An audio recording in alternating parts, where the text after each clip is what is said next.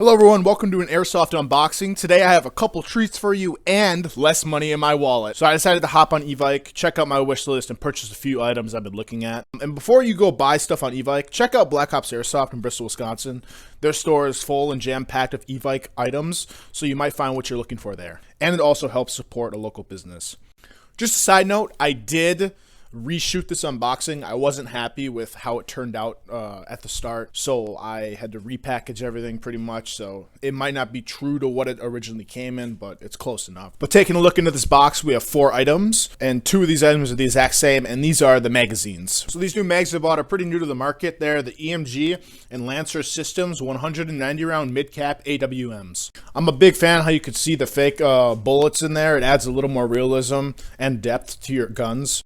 The mags have tons of textures and grip on them, so they won't be slipping through your gloves anytime soon. And on top of that, it's translucent, so you can see into it. Unfortunately, you can't see all the BBs, but for me, that doesn't really matter. Personally, I think these look very badass, especially in the other colors, so if you haven't already, check those out, and I'm very excited to run these. So the next thing we're going to find looking through this box is going to be a suppressor, and I feel like this is the cherry on top, something that you can put on any gun and it'll make it look good. It adds that tactical feeling, that stealth look, low profile. I think it makes any gun look really cool. But the main reason why I bought this suppressor compared to any others was it screws over a flash hider, and it comes with that flash hider. So you can run either one whatever you're feeling the day. You could take your suppressor off mid-combat if you want to shorten your barrel down a little bit.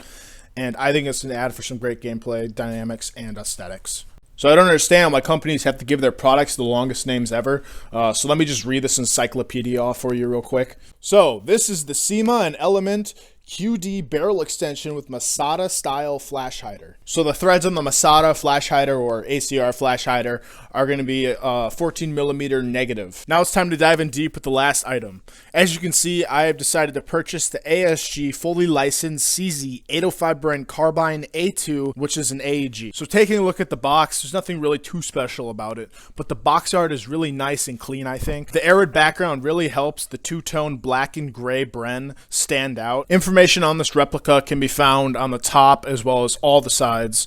And I think this is nice, especially if it's in stores and you're looking at the box, to get as much information as you can from this gun before deciding if you want to purchase it.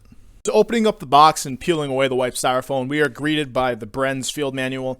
And this is pretty detailed and very simple with nice color-coded pictures to help you better understand the gun. It doesn't dig too deep into the internals, it just helps with basic functions. So grabbing this magazine, it's pretty much your basic mag that you'll get with any gun you ever buy. Just a standardized high cap mag. There's nothing really too special about it. It has nice grip, nice texture, great build quality, and it fits pretty snug in the gun itself. Take a look at the fire selector. It is very strong, very snappy, and it will not switch on you automatically, unlike one gun, Scorpion. But it also has bright colors, which are easy to identify which fire selection mode you are in or going to be switching to. Another wonderful feature about this is it is fully ambidextrous, so that helps my life out a lot. Taking a look at the charging handle, and it is met with disappointment. It only pulls back about a quarter of the way. I want it to be able to go the full way, the full distance, so that bolt can move all the way back. It's just a nice unnecessary aesthetic that I like to have with my replicas, especially my Scar. But it does what it needs to do, and it gives you access to the rotary style hop-up, and you have pretty good accessibility towards it. Jumping to the top rail to check out the iron sights. I think they're really cool. The build quality is solid, and all you have to do is push a button and they will deploy upwards. As all iron sights are, they are adjustable for range and windage.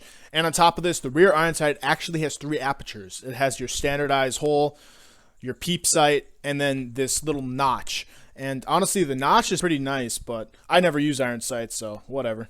Towards the front of the gun, you can find this hideous orange thing that will be removed shortly. And then little bunny foo-fooing our asses to the ass of the gun, we are met with this contraption. Honestly, I really do love how the stock looks. It comes with a cheek rest, so if you're a righty shooter, this would be beautiful. You could also switch it to shoot lefty, but I'm ambidextrous, so this is going to be removed. But I just gotta warn you, it sits on there really snug. Like, when I tried to reattach it, it broke. It still works, but it's broke, so just keep that in mind. You have to be very gentle with it.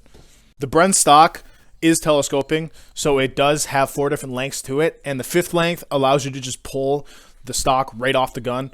And I don't know if I like this. I kind of like how the M4s have the inverted system where you have to pull down in order to completely remove the stock off the buffer tube. So I kind of wish the Bren had that, because there's going to be times where you're switching from 1 to 4 and you're just going to pull it right off your gun. And the cherry on top of the stock, it is folding. And it is completely held on by tension. There's no clicking. There's nothing it grabs onto. It's just a simple flip, and it will not move. It will not break free. You just give it another tap, and it'll fold back to the back of the gun. And I absolutely love that. I wish the SCAR did that, but it doesn't. And as you can probably tell with this whole gun, it does not wobble. It doesn't have loose parts. It is just a solid hunk of plastic and metal. And I think its build construction is top tier. All right, let's jump quickly into this battery compartment. It is a 3-step process. First, you push this button in, pull the stock off. You take out the pin, remove the back piece, pull your Tamiya wire connection out, and you're good to go. This could take pretty much any stick style battery. I do have to say I do thoroughly like looking at these brands and these markings on the receiver area, especially because it has that unique serial number. I think it's about time that we throw some attachments and truly deck this gun out to see how it looks. So my overall thoughts are this gun is built extremely well, handles like a dream. The attachments littered throughout it really adds that tactical aesthetic to it, and it's probably one of the most tactical looking guns I have. It really gives me the SCAR vibes, and that's why I absolutely love this gun. Now all I have to do is head out to Black Ops and see how much damage I could do with the Bren. If you are interested in seeing that video, you're going to have to subscribe and wait for it. I'm just saying, it'll help me out, it'll help you out, and I can guarantee you there's some content on this channel that you are going to like. But in the end, I just hope you enjoyed the video and found it informative, and I'll see you next time, hopefully. That is a lot of guys.